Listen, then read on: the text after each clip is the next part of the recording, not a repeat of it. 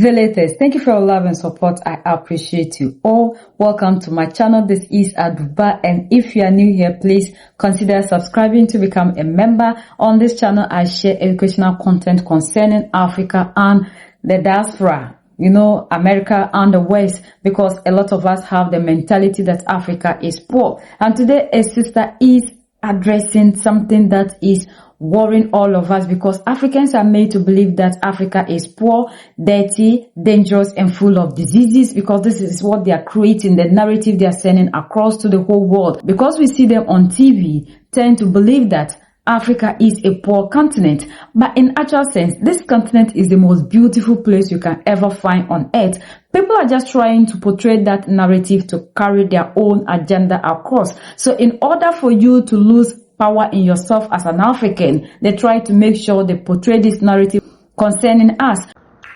You about to raise my blood pressure, because if it's one thing I'm gonna do, that's advocate for Mama Africa. Now let's talk about some of these preconceived notions. They want you to believe Africa is poor, dangerous, and broken. And that narrative is outdated and it's intentional. Africa is one of the most resource-rich continents on the planet, holding vast reserves of gold, diamonds, cobalt, rare earth metals, and the raw materials that power the global tech economy. Not to mention, it's also the youngest continent in the world. And 60% of its population is under 25, meaning it's literally the future of innovation, creativity, and labor is already taking shape across the 54 countries. Or is it 55 countries now? But anyway, it's also home to the oldest human fossil.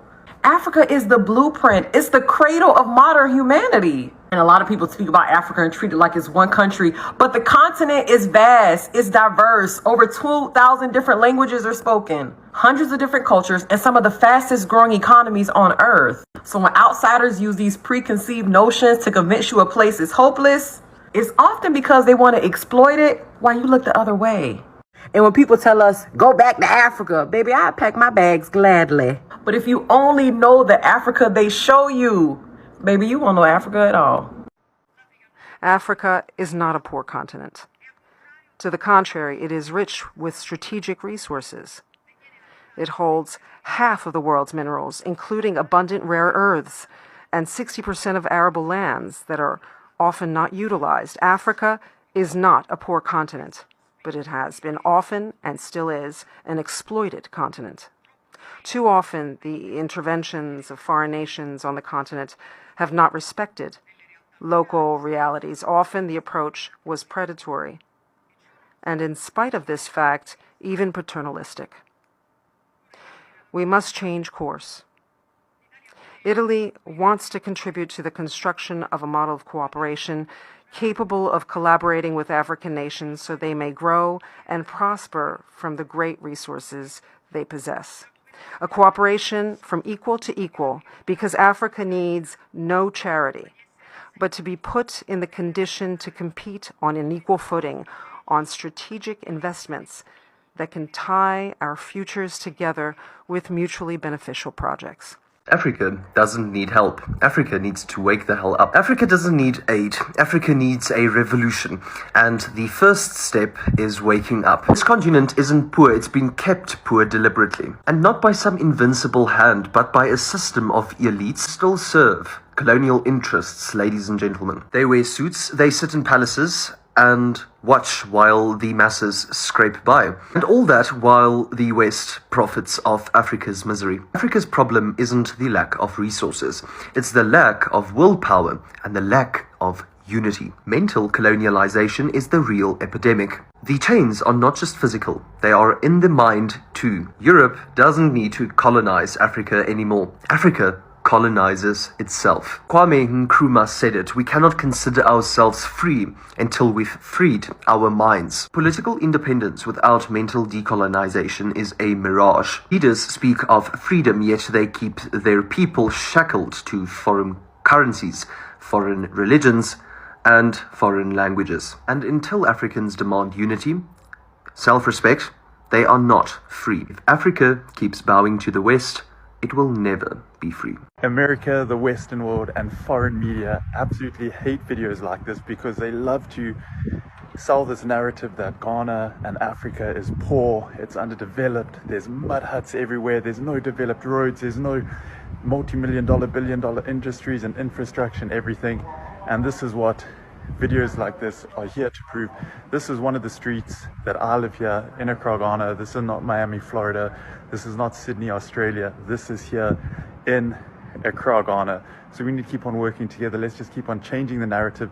Let's keep on showcasing the power and the beauty that is here in Africa. It's time for Africa, and it's just absolutely amazing to see firsthand and showcase the beauty and everything and the safety that you can get and the type of lifestyle you can live in a country such as Ghana on the continent of Africa.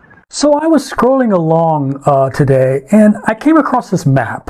You've probably seen something like it. Bright colors, lines everywhere, showing you who trades with who. Interesting. Africa's trading billions. Okay, that's not nothing. But the thought struck me, because if that's true, why does the conversation around Africa always sound like something's missing, like it's lacking? That's when it kind of hit me. The map wasn't lying necessarily. It just wasn't telling the whole story. Look, Africa exports gold. Africa isn't the only place with gold. Same with oil, same with cobalt. But here's the difference. Africa supplies a huge share of these resources to the global economy and captures a small share of the value created from them. That's the imbalance. Gold ends up in medical equipment, electronics, circuit boards, stuff we depend on every day without even thinking about it. Africa exports oil. That oil turns into fuel that moves planes, ships, and trucks. It powers the supply chains that keep food on the shelves and packages showing up on time. Africa exports cobalt, and this is where it shows up in everyday life. Cobalt powers my phone, your laptop, my laptop, your tablet, your electric car if you've got one. So when you scroll, when you swipe, text, stream, you're holding Africa literally in your hands. Which is wild, because I've never really understood how racism even exists. Your whole life is stitched together with other cultures. The technology, the music, the food, the clothes, but people are where the line gets drawn. That part has always felt, well, lacking. But I digressed. Here's what the map doesn't show. Africa exports the raw material, but the refining happens somewhere else. The manufacturing happens somewhere else. The branding happens somewhere else. And the biggest share of the profit usually lands somewhere else too. And unfortunately, none of that is accidental. Because when outside companies show up, they don't show up broke. They show up with money bags. They show up backed. Loans, insurance, export banks, government support. Meanwhile, local entrepreneurs who are told to be patient, to bootstrap, to wait their turn. So, for example, if two people wanted to dig for gold, and one shows up with government-backed financing, and the other one shows up with personal savings and optimism, who do you think wins? Exactly. Okay. I want to just slow down even more right now. So when we talk about ownership, it's easy to picture offices and investors, but a lot of Africa never gets invited to the conversation. There are rural communities sitting on land with real value where people don't have access to financing, they don't have access to information, and in many cases, they don't even have reliable electricity. Not because they lack intelligence, not because they lack drive, but because the system never showed up. If you don't have power, you don't have internet. If you don't have internet, you don't have information.